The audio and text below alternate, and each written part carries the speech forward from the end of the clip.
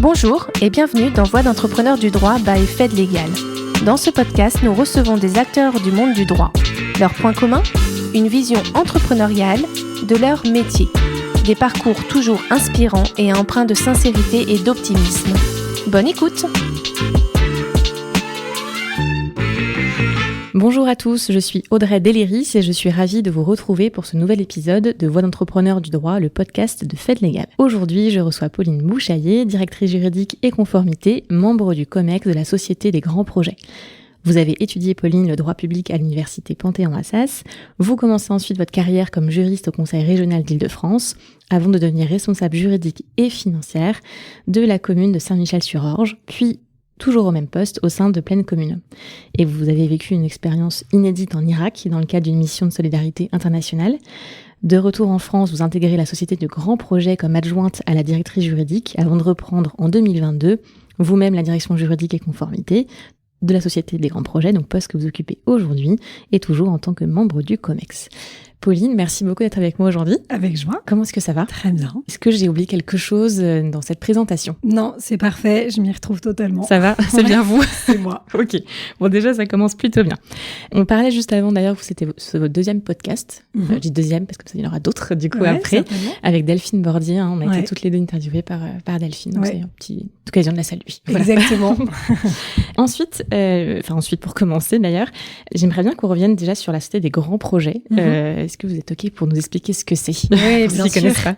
Alors, la Société des grands projets, c'était plus connu sous le nom de Société du Grand Paris, qui est un établissement public de l'État qui a été créé en 2010 pour concevoir et réaliser le Grand Paris Express.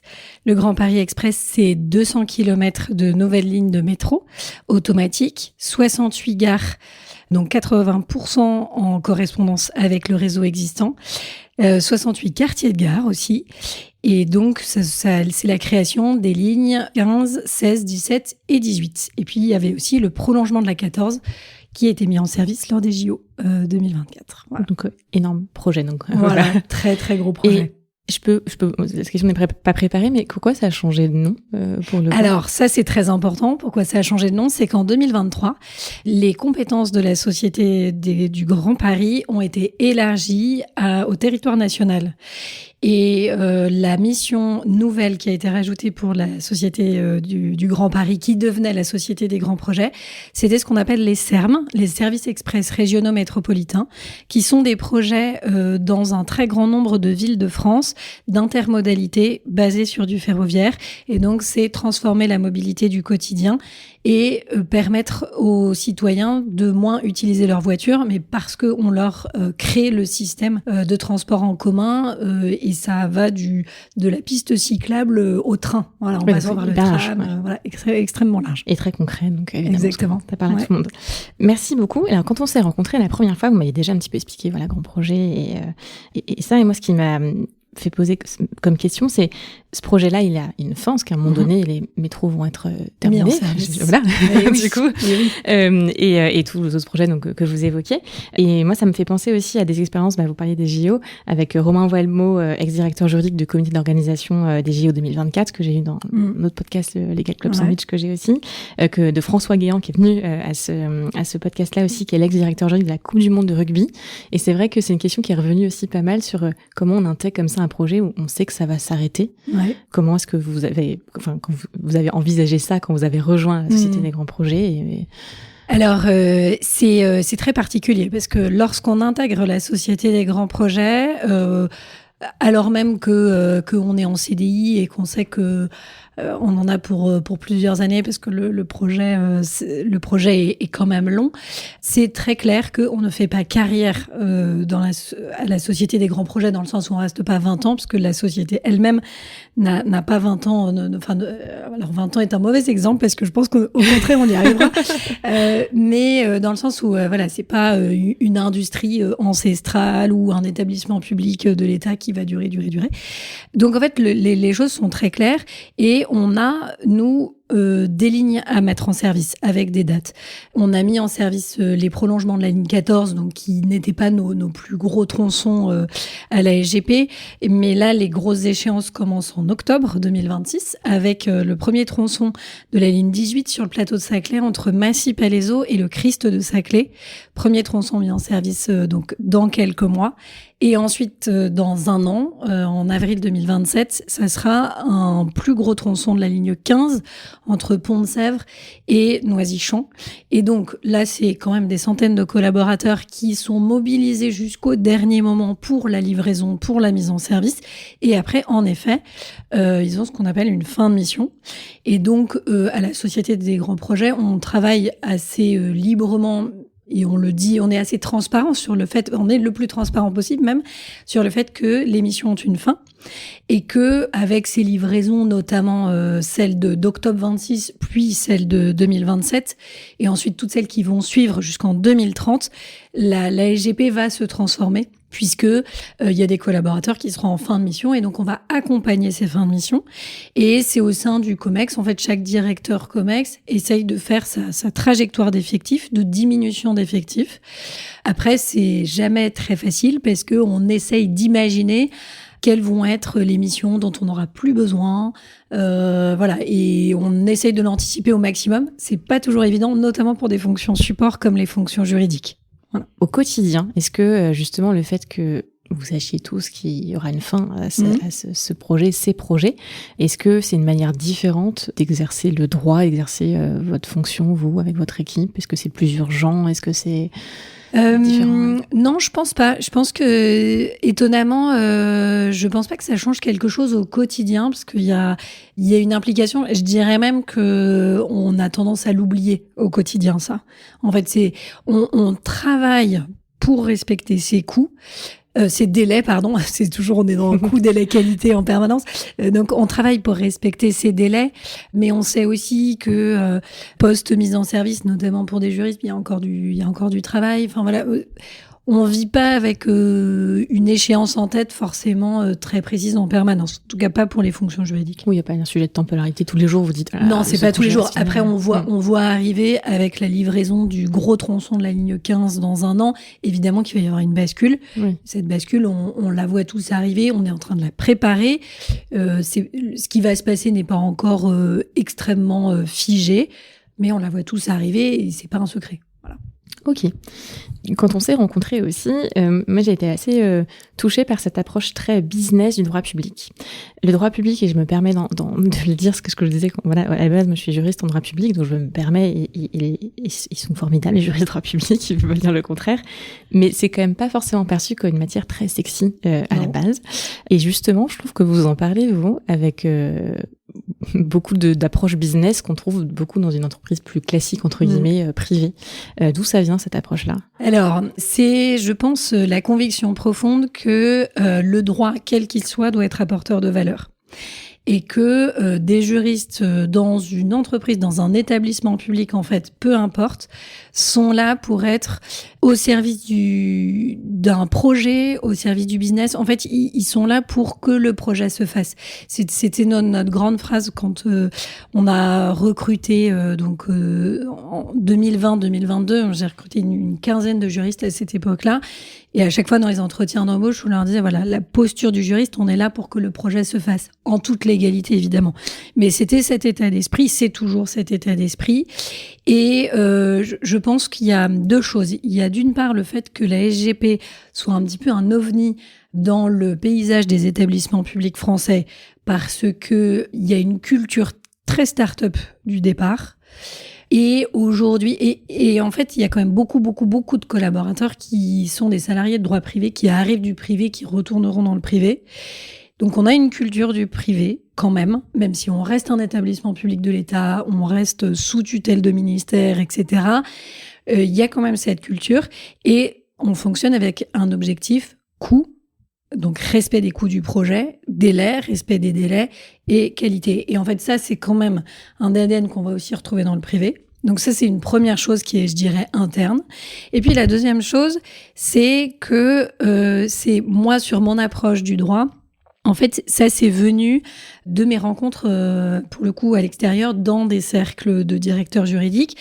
Et j'ai rencontré beaucoup de directeurs juridiques et d'acteurs du monde du droit avec qui j'ai partagé cette vision du juriste opérationnel et ces gens-là étaient en écrasante majorité du secteur privé. Mais tout ce qu'on a pu partager ensemble et tous ces gens avec qui je partage ces convictions de transformation du métier de juriste, etc., toutes ces personnes-là, sont venues nourrir une vision du droit comme apporteur de valeur. C'est vraiment ça. Et donc, que ce soit du droit public ou du droit privé. Peu importe, oui. Voilà. Ok, merci de remettre le point sur les i pour ceux qui penseraient le contraire. Exactement. On va refaire un flashback du coup, quand on parle du droit public. Comment vous êtes retrouvés à faire du droit public et aussi comment vous êtes retrouvés sur le banc de la fac? Est-ce que c'était une passion dès le départ ou... Ouais, alors absolument pas. Okay. En terminale, j'étais complètement perdue, donc grande pensée pour tous les jeunes qui doivent remplir Parcoursup. J'ai trouvé que c'était hyper dur d'être confrontée à ça. J'avais envie d'être sage-femme. J'étais en... Ah oui, pardon, attendez, rien à voir. J'étais en L, donc c'était quand même vachement compliqué. Je me suis inscrite en sage-femme pour être sage-femme en Belgique en juillet après le bac. Ça n'a pas fonctionné. Je me suis retrouvée le 1er septembre inscrite en infirmière. Il n'y avait rien qui allait. Heureusement, mes parents m'avaient dit tu fais ce que tu veux, mais tu t'inscris en droit, en droit et en histoire au cas où. Donc, évidemment, infirmière, c'était pas pour moi. Sage-femme, je ne saurais jamais, mais a priori, non. Et donc, je me suis retrouvée sur les bancs de la fac le 20 septembre. Et là, pour le coup, révélation. Parce que j'étais dans un amphi et des étoiles dans les yeux. Alors, j'ai eu la chance d'avoir Denis Mazot en professeur de droit civil en première année. Et alors là, l'émerveillement de la mécanique intellectuelle. Et donc, j'ai eu beaucoup de chance parce que c'était un hasard total, mais c'était là où je devais être. Voilà. Ok, d'accord. Donc, n'accouchez pas de bébé, mais de beaux projets maintenant aujourd'hui, et c'est super aussi. Voilà. Ok, je m'attendais pas à cette révélation, donc comme quoi, voilà. je découvre avec ce podcast plein de choses, tout ça. J'adore du coup, donc merci pour votre sincérité par rapport à ce projet qui était en effet un peu le hasard, mais comme beaucoup de gens que je rencontre le droit, pour le coup, moi aussi c'est pareil. Et en fait, voilà, ça mène. Ce sont de heureux hasards. Exactement. Voilà. C'est des belles rencontres aussi à chaque fois, grâce aussi à ce passage-là du droit. Donc ça, c'est donc le droit, ça, ok. Vous me parliez de la partie donc droit, ce prof de droit civil que vous avez adoré, Denis Mazot, et vous avez quand même choisi le droit public. Pourquoi ? Qu'est-ce qui s'est passé ? Eh bien, c'est que je sais que nous sommes peu nombreux, mais le droit administratif, pour le coup, en deuxième année, voilà, je confesse, j'ai adoré. Moi, je me suis complètement retrouvée là-dedans. Et puis, un chargé de TD m'a dit à ce moment-là, vous savez, Pauline, il y a des esprits matheux, des esprits littéraires, il y a des esprits privatistes et des esprits publicistes. Je sais pas si c'est complètement vrai, parce qu'aujourd'hui, je fais du droit privé, du droit des sociétés, j'aime beaucoup ça, je m'y retrouve, et voilà. Toujours est-il qu'à l'époque, je me suis dit, super, c'est juste que c'est ma tournure intellectuelle, ou c'est celle dans laquelle je me retrouve. Et c'est pour ça que j'ai continué dans cette voie-là. Et en fait, parce que je me retrouvais dans la gymnastique intellectuelle du droit administratif, qui est en général ce qui rebute ceux qui vont aimer le droit privé. Parce que la casuistique, apprendre le gaja, etc., c'est en général ce qui fait filtre. On va pas se mentir. Mais c'est vrai que c'est drôle, ces révélations-là. J'ai une de mes meilleures amies que j'ai connue en fac de droit aussi, qui voulait absolument être pénaliste, être juge pour enfants. C'était vraiment son truc, c'est pour ça qu'elle faisait du droit. Et en fait, elle a une révélation quand elle a commencé les cours du droit de la fonction publique. Elle a continué dans cette voie, et une vraie passion pour le coup, et c'est encore le cas aujourd'hui. Il faut suivre ses instincts comme ça. Et elle ne regrette pas du tout. Voilà. Donc, droit public, ça, très clair. Et donc, vous avez commencé naturellement après en collectivité, ça s'est fait comme ça ou... Oui. Parce qu'il y en a qui commencent aussi en droit, en société privée aussi, en tant que publiciste. Tout à fait. Collectivité, parce que une fois que j'aimais le droit public et que j'ai persévéré dans cette voie, après je me suis dit, quels sont les métiers, qu'est-ce qu'on en fait ? On avait des conférences à Assas sur les débouchés du métier du droit. Et je me suis dit que les collectivités, pourquoi pas. Je suis quand même d'une famille assez... Enfin, il y a une partie très artistique, peintre, etc., travail du bois, machin. Et puis, préfet, serviteur de l'État. Donc, ok, donc il y avait déjà il y avait un peu plus voilà, lointain, il y avait un peu de ça. Et donc, c'est venu assez naturellement. J'ai passé le concours... J'ai passé le concours d'attaché territorial, j'avais trouvé ça super facile. Je me suis pas... à cette époque-là, il s'avère que, voilà, moi, à 25 ans, j'avais des camarades qui, à 25 ans, étaient sur les meilleurs cabinets, les machins. Moi, c'était pas ça. C'était qu'est-ce que je vais aimer faire et comment est-ce que, toujours pareil, comment est-ce que le droit va être opérationnel. Voilà. Ok. Dans la présentation que j'ai faite au début du podcast, j'ai parlé de cette expérience, enfin très brièvement, en Irak, qui est quand même assez hors du commun. J'imagine, en tout cas bien plus qu'on peut l'imaginer. Est-ce que cette expérience-là, je ne sais pas si vous en parlez, mais en tout cas déjà, comment est-ce que ça a changé, peut-être dans votre métier ou dans votre vision quand vous êtes revenu après Alors, je pense que donc c'est une expérience. Je suis partie 2 ans à Erbil entre 2016 et 2018 après l'invasion de Daesh en Irak. Et c'est une expérience de vie complètement hors du commun, évidemment.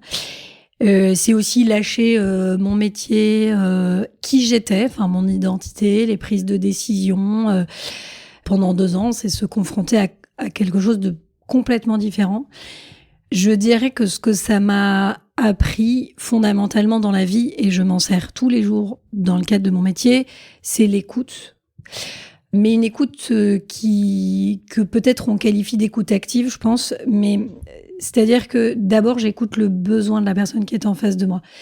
Ça ne sert à rien d'arriver avec des solutions, donc que j'ai appris à la fac ou dans un bouquin. En fait, le vrai sujet, c'est quel est le besoin de l'autre. Et d'être à l'écoute de ce besoin, d'être au clair sur le fait que je ne peux pas nécessairement le satisfaire. Une expérience qui m'a profondément marquée, c'est le fait que quand on allait voir nos amis, alors je dis on parce que j'ai vécu cette mission avec mon mari, voilà, qu'on était tous les deux dans cette mission, et lorsqu'on allait rendre visite à des amis dans un camp de déplacés, parfois on avait des demandes du style dis à ton président de la République de vaincre Daesh. Oui, enfin, c'est-à-dire j'ai pas son numéro, donc je vais pas pouvoir accéder à ta demande. Ou est-ce que tu peux m'avoir un visa pour la France ? Bah non plus. Néanmoins, on peut être présent, on peut écouter, et en fait, l'écoute complètement active en se disant, en n'arrivant pas d'emblée en se disant j'ai la solution, permet d'accéder à ce qu'il y a derrière la question. Et ça, évidemment que dans ma pratique, pour le coup, de manager, ça c'est évident, ça me sert tous les jours. Et dans ma pratique, c'est ce qu'il y a derrière le legal design. Alors le pont peut être complètement hallucinant, mais c'est ce qu'il y a derrière le legal design. C'est-à-dire, vous avez quelqu'un qui arrive avec une demande, mais donc l'écoute active et le fait de prendre le temps dans une première approche, de dire « Ok, j'entends ce que tu me dis », de prendre le temps de discuter. Qu'est-ce qu'il y a derrière ton besoin ? De quoi as-tu réellement besoin ? Et une fois que j'ai compris, reformulé de quoi tu avais réellement besoin, alors voilà ce que moi je suis en mesure de faire. Voilà, je suis en mesure de répondre à ta question, ou alors c'est tu veux qu'on aille prendre un café parce que tu as peur. À un moment dans ma carrière, il y avait des gens qui arrivaient dans mon bureau et disaient « Pauline, j'ai fait une énorme bêtise !» Je dis « Ah bon, qu'est-ce que c'est ?» Et puis la personne arrivait, me racontait son truc. Tout va bien. Tout va bien. Merci d'avoir flippé. Mais tout va bien. Bon. Après, peut-être redescendre un peu. Voilà. Après, on connaît complètement l'inverse aussi. Hein, évidemment, en tant que juriste. Excuse-moi, mais je crois que tu n'as pas vu que tu as fait une énorme bêtise. Voilà. Ok. Donc, c'est plus comment placer le curseur sur quel est le vrai sujet et comment est-ce que je peux aider et est-ce que, je peux le faire, et après, si oui, comment je peux le faire. Et d'être au clair aussi sur le fait que parfois, on n'a pas la réponse à tout. Voilà. Ok, parfait. Je ne sais pas quoi dire après ça, du coup. En effet, donc on n'a pas la réponse à tout. Je m'attendais pas à ce pont entre l'Irak et le legal design, donc mais merci de le faire. On va s'attarder quand même sur la partie legal design pour le coup. Je sais que c'est une vraie passion pour vous, c'est le côté transformation des équipes juridiques, des outils. Comment c'est né justement ? Alors, je pense que c'est né toujours de me dire comment est-ce qu'on rend le droit intelligible, comment est-ce qu'on se fait comprendre et comment est-ce qu'on va être utile. Comment les juristes vont être utiles et de lutter, de rendre au droit ses lettres de noblesse, notamment en entreprise où il y a eu quand même, en entreprise, en collectivité, peu importe, dans une structure professionnelle. Les juristes ont été pendant des années vus comme une forteresse, des gens qui disent non, etc. Bon, alors après, on le sait maintenant, notre profession a largement dépassé ça. Et heureusement. Heureusement. Et ça, c'est super. Mais on l'a dépassé en se rendant utile et en se rendant compréhensible. Moi, je suis convaincue qu'une des clés, c'est d'être compréhensible. Et c'est de rejoindre son interlocuteur dans son besoin.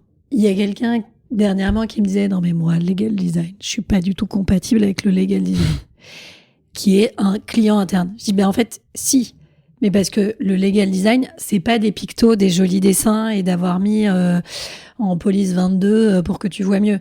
C'est pas ça. Le legal design c'est comprendre quel est ton besoin et que le juriste réponde en fonction de ce besoin et qu'il réponde à ce besoin.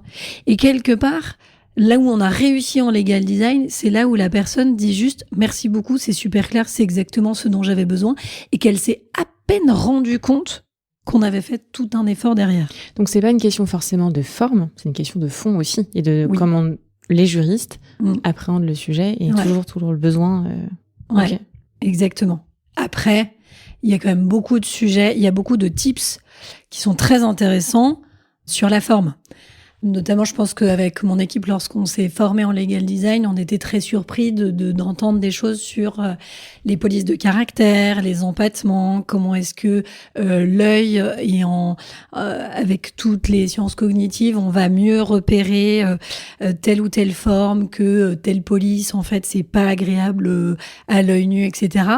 C'est des choses, tant qu'on les a pas expérimentées soi-même, on n'y penserait pas, on le voit pas.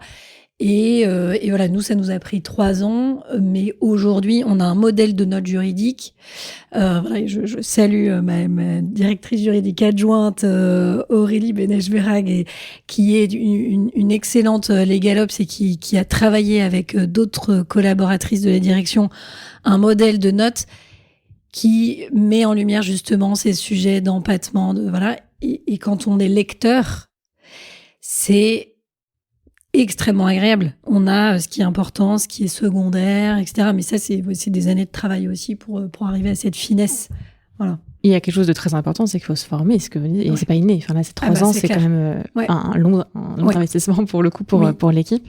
Est-ce que vous savez dans quelle mesure il faudrait l'intégrer et comment c'est intégré dans les universités justement, parce que là il y a plein de questions qui se posent pour les juniors aujourd'hui qui sont formés déjà avec d'autres sujets évidemment l'IA qui arrive et qui ça va être un grand bouleversement. Déjà première chose sur l'essence même d'être juriste junior aujourd'hui ou avocat junior. Donc c'est un gros sujet aussi qui m'intéresse beaucoup parce que voilà, il y en a. J'entends qu'ils se disent, voilà, on a des outils, on a l'IA, donc maintenant ça remplace les juniors. Sauf que pour utiliser ces outils-là, pour utiliser l'IA, il faut quand même avoir assez d'expérience et de recul pour pouvoir poser les bonnes questions, bien prompter, challenger les réponses. Donc, si dans 5 ans, on n'a plus de juniors qui sont formés, il y aura plus ces juristes-là qui vont être capables d'utiliser ces outils-là. C'est la première chose-là. Donc, il faut savoir, je pense, les former quand même. Les former exactement sur ces outils, sur l'IA, sur le legal design. Et voilà, je sais que certaines universités ont intégré déjà des formations, mais j'ai l'impression que c'est encore un peu à la marge pour le coup. Et que le virage est énorme et qu'il faut vite. C'est très facile à dire à l'extérieur. Mais moi, je rencontre les gens qui sont déjà sur le marché du travail la plupart du temps. Mais c'est vrai que c'est un gros sujet qui doit être porté par les universités aussi pour préparer les juristes qui ont en cours de formation aujourd'hui pour demain, pour qu'ils puissent être formés à tous ces nouveaux sujets et puis 2, être employables dès la fin de son cursus. Oui, je pense que en fait déjà, à mon avis, il y a évidemment ce socle universitaire dont les juniors ont forcément besoin pour aller challenger une IA par exemple ou pour s'en servir correctement. Et ensuite, c'est sûr que sur le legal design, là, je refaisais une formation pour les juristes qui ne l'avaient pas suivi dans notre équipe parce que je considère que c'est le socle commun de la direction juridique de la SGP. Et la réaction, c'était à la fin d'un des juristes, c'était « mais pourquoi on nous apprend pas ça à la fac ?» Et je pense en effet que oui, il faut l'intégrer, notamment parce que c'est important de comprendre que juriste, c'est le socle.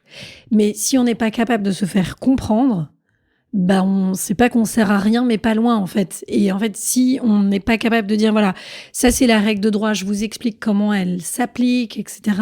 Et qu'on a des aptitudes à la communication, en fait, il faut savoir, il y a son expertise et puis rendre lisible l'expertise. Et donc, en fait, c'est ça sur lequel je pense que la fac pourrait travailler, tout le monde universitaire pourrait travailler. C'est ce volet que moi je trouve fondamental chez un juriste, c'est que il y a l'expertise, mais il y a aussi ce que nous on a appelé l'impact. On a un plan stratégique de direction juridique qui est un espèce de socle qui est qui on est, comment est-ce qu'on rend le droit. Et on a 2 piliers. On a un pilier, c'est l'expertise juridique. Et on a la chance d'avoir des experts de très très bon niveau dans cette belle direction. Et on a un pilier qui est l'impact. Alors on a appelé ça impact. On a tergiversé des lustres sur le thème, mais l'idée c'est comment est-ce qu'on est intelligible, comment est-ce qu'on se fait comprendre, comment est-ce que notre expertise va être utile à la personne qui en est destinataire. Voilà. Ok, c'est très inspirant pour le coup, et je vous sens passionnée par le sujet. Je pense aussi au côté intelligible, façon de présenter les choses, de comprendre le besoin, et aussi de présenter les choses aussi. Vous allez voir cette transition pas très subtile du coup vers le COMEX pour le coup, mais c'est vrai qu'un juriste, en tout cas en formation, n'est pas en plus formé, s'il n'a pas fait d'école de commerce, à faire des présentations orales pour le coup. On n'en fait pas à la fac, à part quelques exposés parfois. Voilà, c'est quand même très très léger, et c'est vrai que ça devrait être aussi dans le socle, aussi une présentation au quotidien avec les opérationnels, mais aussi ça va présenter un sujet, je pense. Et c'est là que j'en viens à parler du COMEX justement, dont vous faites partie. Est-ce que ça change quelque chose pour vous dans votre quotidien de directrice juridique d'être au COMEX par rapport à votre équipe, par rapport au sujet que vous portez Alors, je pense que oui. Alors, je n'ai jamais vécu l'inverse, le fait de ne pas être au COMEX. Moi, ce que je trouve que ça change, c'est l'alignement stratégique.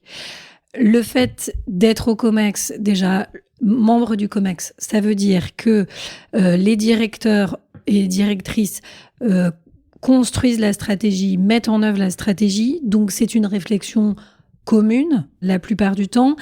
Et avoir participé, moi, en tant que directrice COMEX, à la construction de cette stratégie, me permet évidemment de la transmettre, de la déployer et de permettre aux juristes d'être au plus près de cette stratégie. Donc ça, c'est la première chose.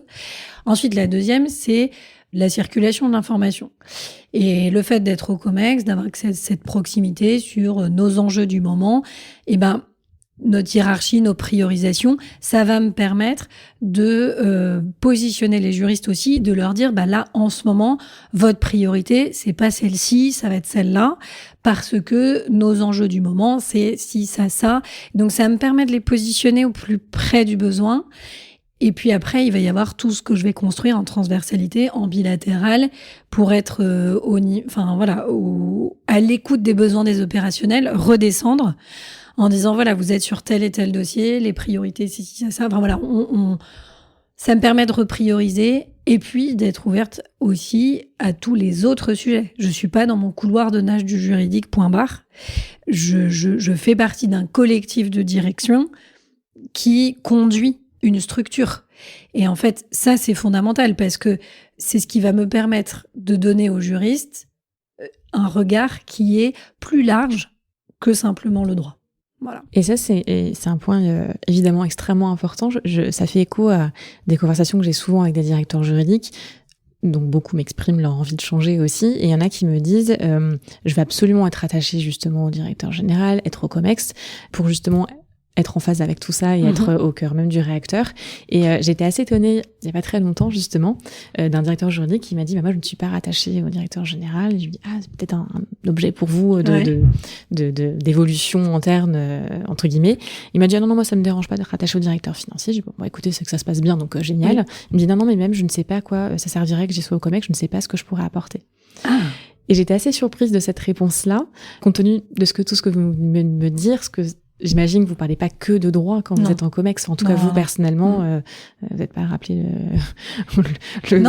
tous les sujets juridiques. C'est une vision beaucoup plus globale que vous avez et ce que vous apportez aussi, j'imagine. Oui, et en fait, c'est que le sujet, ça va être comment est-ce que les interventions en Comex, comment est-ce que ça se raccroche à tout le reste. C'est-à-dire, c'est pas juste donner une information, on a gagné tel contentieux. C'est on a gagné tel contentieux, qui avait tel impact. Est-ce qu'il avait un impact sur les délais du projet? Toujours très, très, très important pour nous.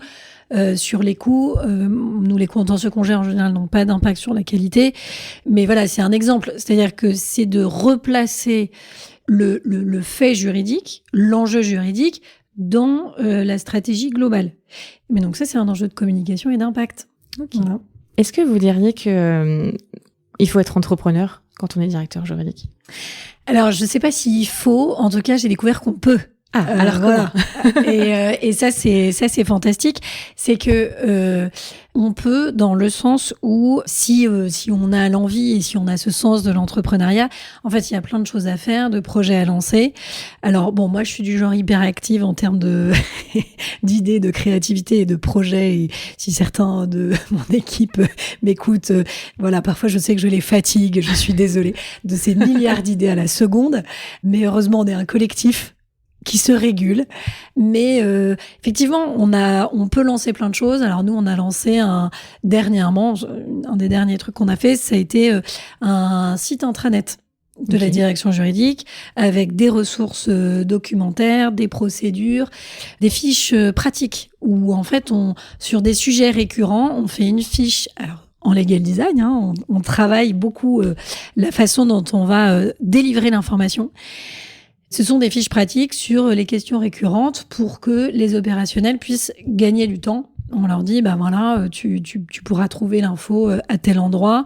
On a un qui fait quoi qu'on tient strictement à jour, qui est affecté sur quoi. Donc pour trouver le juriste référent le plus simplement possible. Voilà, et donc tout ça, ça a été un projet. C'est un petit projet avec une équipe projet, avec un chef de projet, avec des participants. Et puis, on a notre petite locomotive de tête qui commence à construire. Puis après, on raccroche les wagons de la direction juridique pour que tout le monde s'implique dedans. Et donc, on l'a lancé en juin dernier. Et puis, sur les mois qui ont suivi, en fait, c'est devenu l'objet de la direction juridique dans le sens où chacun s'est embarqué dans ce truc-là, a fait sa fiche pratique, a donné des idées en disant tiens, on pourrait faire ci, faire ça, ça a l'air de correspondre à un besoin, etc. Voilà, petit exemple. Oui, projet d'équipe aussi, en plus. Oui. Donc à destination du reste des équipes au sein de des la équipes SGP, projet, et en plus un projet même pour la direction juridique qui, j'imagine, en plus rassemble aussi. Exactement. Ok. Vous avez déjà répondu à la question, mais peut-être que vous aviez un autre rêve avant d'être sage-femme. Est-ce qu'il y avait, quand vous étiez petite fille, un autre métier que vous vouliez exercer? Ouais, alors, sage-femme, c'était vraiment venu très tard. Je pense qu'il fallait que je trouve une passion. Donc, j'avais trouvé ça. C'est quand même pointu, quand même. C'est un peu pointu, ouais. Mais bon, ça m'a pas duré très longtemps. Non, il y a quelque chose qui m'a duré très longtemps et que je trouve amusant, parce qu'en réfléchissant à ça, non, j'avais envie d'être chef d'orchestre. Ah, c'est pointu aussi, quand même. Oui. Mais alors, ça, pour le coup, c'est le grand rêve de la synchronisation. Et c'est ce que je retrouve finalement aujourd'hui. C'est voir ces instruments tous différents qui vont chacun jouer leur partition. Et c'est le chef d'orchestre, ça va être celui qui va donner du corps à l'ensemble pour une mélodie. Alors, dans la musique, c'est pour rendre une émotion. Mais quelque part, finalement, moi, dans mon métier de directrice juridique aujourd'hui, je fais un petit peu ça, d'être chef d'orchestre, de mettre les talents aux bons endroits. Voilà, c'est de reconnaître les talents, de les placer là où ils vont donner le meilleur d'eux-mêmes, de faire une synergie entre les équipes, d'ajuster aussi, d'ajuster à chaque fois en fonction des besoins. Donc, quelque part, ça ressemble à ce rêve de chef d'orchestre. voilà, c'est peut-être plus silencieux quotidien. Voilà. Ok, donc en fait, vous avez réalisé vos rêves de chef d'orchestre et en plus de donner naissance à des beaux projets aussi. Exactement. Donc, la boucle est bouclée, c'est vrai. Voilà. Ouais. Est-ce que vous avez des inspirations particulières, donc peut-être la musique a priori, professionnelle, personnelle, choses qui vous animent, qui vous plaisent, même en dehors du droit et cette passion que vous avez pour la transformation aussi des directions? Bah effectivement, moi, ce qui m'anime particulièrement aujourd'hui, c'est accompagner la transformation des métiers, accompagner effectivement la transformation du métier du droit aujourd'hui, mais je suis assez convaincue que ce que j'ai mené ces dernières années s'applique à d'autres fonctions support. Peut-être support, je sais que c'est un peu polémique parfois, mais en tout cas, je pense que ça s'applique à d'autres. Le fait d'être à l'écoute du besoin, de s'ajuster. Derrière, il y a aussi du bien-être des équipes. Ça, on n'en a pas parlé. Mais des fonctions support sont parfois en souffrance. Et ça a été le cas de notre direction juridique il y a quelques années, d'être un peu pressurisé à devoir donner une réponse absolue. Hop, on livre la réponse, on passe à une autre réponse. Enfin, une autre question sur laquelle on doit répondre, et hop, on enchaîne. Parfois sans reconnaissance, parfois en étant saisi en urgence, où on nous dit pas tout, ou au compte-gouttes, etc. Ça, c'est quelque chose où je pense nous aurons à lutter toute notre vie professionnelle. Mais accompagner les métiers du droit ou les métiers support pour les placer au plus près de leur valeur ajoutée et considérer qu'ils vont avoir une valeur ajoutée dans le projet, dans l'entreprise. Et derrière, il y a du bien-être au travail, donc il y a de la performance. Et en fait, ça, ce cercle vertueux, ça, c'est sûr que c'est mon aspiration aujourd'hui professionnelle, c'est d'accompagner les équipes pour qu'elles donnent le meilleur d'elles-mêmes, en fait. Voilà. Et moi, je leur donne leur envol. Et on revient au chef d'orchestre. Voilà. Et est-ce qu'il y a d'autres inspirations, des choses que vous aimez faire dans la vie en général? En général, j'aime créer. Voilà, j'aime créer, j'aime partir de rien. Et donc en fait presque, c'était un peu comme l'aventure du Grand Paris Express il y a 6 ans. C'est viens, on va faire un truc impossible. D'accord, j'arrive. Voilà. Génial. Est-ce que vous avez eu des mentors dans votre carrière que vous avez eu par le passé et que vous avez peut-être encore aussi maintenant? Alors, j'en ai pas eu tant que ça. Finalement, au niveau professionnel, j'en ai pas eu tant que ça. J'ai quand même le souvenir de mon premier maître d'apprentissage, comme quoi c'est très important. Ça qui a été un vrai mentor dans mon début de carrière. Et puis aussi ma première directrice juridique quand j'étais à Pleine Commune, au service des assemblées, qui m'a aussi beaucoup appris, beaucoup transmis, et je dirais sur un panel plus large, parce qu'elle aussi avait cette vision plus large que le droit. Et voilà, et on se retrouvait là-dessus. Est-ce qu'il y a un conseil que vous aimeriez donner à un jeune juriste qui sort de la fac de droit, qu'on vous a donné ou peut-être qu'on vous auriez aimé qu'on vous donne à l'époque? Alors, je pense que j'aurais aimé qu'on me le donne et ça m'aurait rassurée. C'est de s'intéresser à d'autres matières que le droit. Parce que, en fait, le droit, c'est une matière qui est passionnante, mais qui donne toute sa valeur lorsqu'elle est appliquée. Donc, je pense que c'est très important de s'ouvrir aux problématiques de finance, aux problématiques RH, aux problématiques évidemment techniques. Et ça, on va avoir l'occasion de le faire lorsqu'on est juriste au sein d'une entreprise, d'une administration, de comprendre, dans un premier temps, ça a été comment est-ce qu'on fait une route, les couches en dessous, et pourquoi est-ce qu'il faut du blanc, du noir, puis la couche de roulement, puis je sais pas quoi. Mais voilà, ça va être s'intéresser à d'autres matières, parce que c'est ce qui donne son sens au droit, et je pense que c'est ce qui permet au droit de se déployer. Voilà. Merci pour le conseil.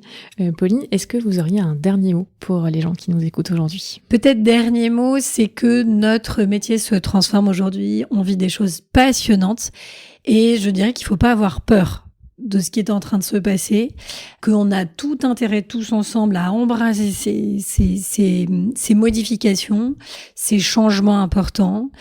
Ouais, collectivement, n'ayons pas peur de ce qui se passe. Évidemment, il faut aller le regarder avec une certaine lucidité, tester. Je pense qu'on est dans une phase où il faut tester l'IA comme assistant, ne pas se dire que les choses sont figées. Je pense que ça va encore beaucoup changer dans les mois et les années qui vont venir. Et ne pas chercher à se dire le droit de demain, c'est ça. En fait, je pense qu'aujourd'hui, c'est trop tôt. Il faut continuer cette phase d'observation, d'expérimentation. Et je pense qu'on a un avenir radieux devant nous, mais il va être différent. Ça, c'est vrai. Mais je dirais de ne pas avoir peur. Merci pour ce mot de la fin très positif du coup et très projectif. Pauline, c'était un plaisir de vous avoir en tout cas dans le podcast. Merci beaucoup. Avec joie. J'espère que vous avez passé un bon moment. Un très bon moment. Et moi aussi. Voilà. Donc on espère que vous aussi qui nous avez écoutés, vous avez passé un bon moment. Merci Pauline pour votre sincérité, pour toute cette passion que vous avez transmise aujourd'hui. Et merci donc à vous tous qui nous avez écoutés, peut-être durant un footing ou peut-être, parce que je sais qu'il y a beaucoup de gens qui écoutent des podcasts durant un footing, ce que je fais. Très bien. C'est super. C'est très bien. Donc, bon footing à vous pour ceux qui êtes en train de courir. Sinon, vous souhaite à tous une très bonne journée. Et moi, je vous dis à bientôt pour un nouvel épisode de Voix d'entrepreneur du droit by Fed Legal. Merci Pauline. Merci Audrey. Merci pour votre écoute. Nous espérons que ce temps de partage vous a plu. Abonnez-vous pour plus d'histoires professionnelles et de témoignages enrichissants. Suivez-nous sur LinkedIn et retrouvez nos offres d'emploi sur notre site carrière fed-group.fr.